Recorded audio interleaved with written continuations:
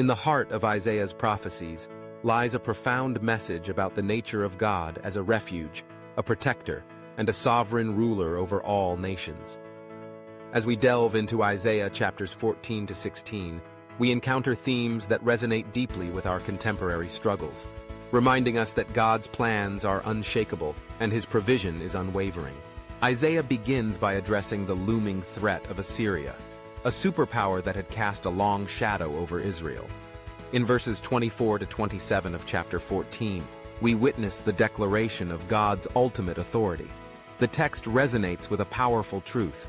What God has planned will come to fruition. This assurance is not limited to Israel, but extends to all nations, reinforcing the idea that God's sovereignty encompasses the entire earth. Before we continue, just a reminder to like this video, subscribe to our channel, and hit that notification bell.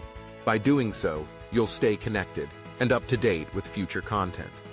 Now, let's continue delving into Isaiah chapter 14, verses 24 to 32, and chapters 15 to 16, and the message God has in store for us. The plans of men, no matter how formidable, cannot thwart the divine intentions of the Almighty. This is a reminder for us today that regardless of the chaos surrounding us, God's purposes will prevail. Transitioning into Isaiah chapter 14, verses 28 to 32, we see God's provision of refuge for His people. At a time when King Ahaz had passed, the political landscape was tumultuous, with Philistia and Egypt plotting against Assyria. The new king of Judah, Hezekiah, faced a critical decision. Should he ally with these nations against a common enemy? Isaiah's counsel was clear: trust in the Lord.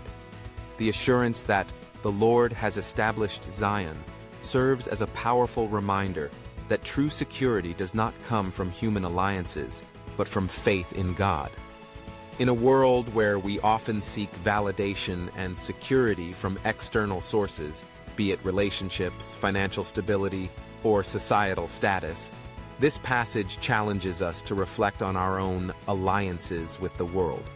Are we placing our trust in fleeting things, or are we anchored in the steadfast refuge that God offers? In the midst of these powerful declarations, we are also confronted with the reality of God's lamentation over the fate of nations. As we turn to Isaiah chapter 16, particularly verses 6 to 14, we see a shift from triumph to sorrow. Isaiah recounts the impending defeat of Moab and the suffering that accompanies it. While the fall of evil is a cause for celebration, God's heart breaks over the destruction of His creation. This duality is essential to understand. God is just and will execute judgment, yet He takes no pleasure in the death of the wicked. This reflects the heart of God, a longing for repentance and restoration rather than destruction. It invites us to consider how we view those who oppose God. Do we rejoice in their downfall, or do we mourn and pray for their redemption? In verses 1 to 5 of chapter 16, we find a poignant call to prayer.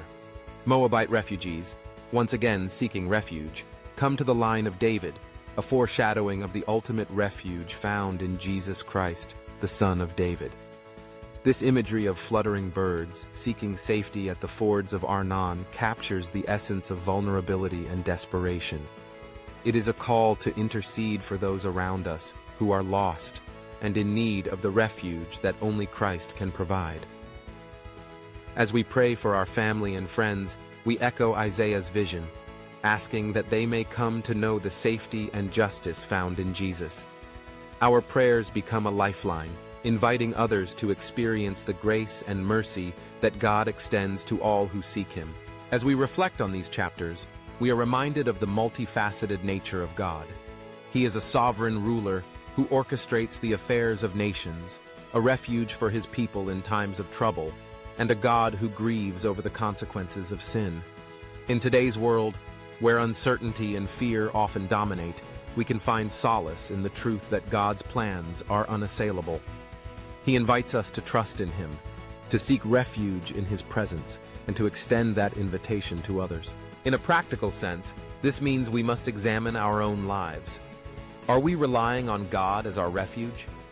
Are we turning to Him in our moments of need? Or are we seeking comfort in the transient things of this world? Additionally, how can we become vessels of His refuge for others?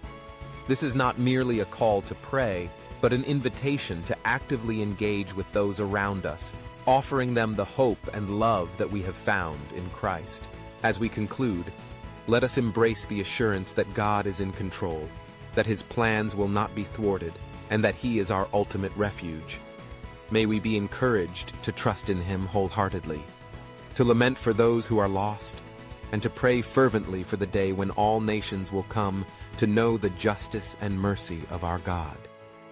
In doing so, we reflect the heart of God, who desires that none should perish, but that all should come to repentance.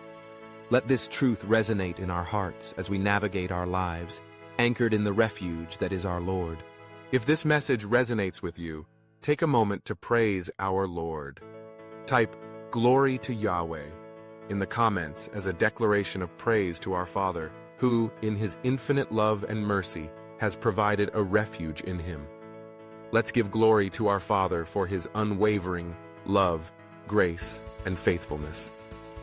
God bless you.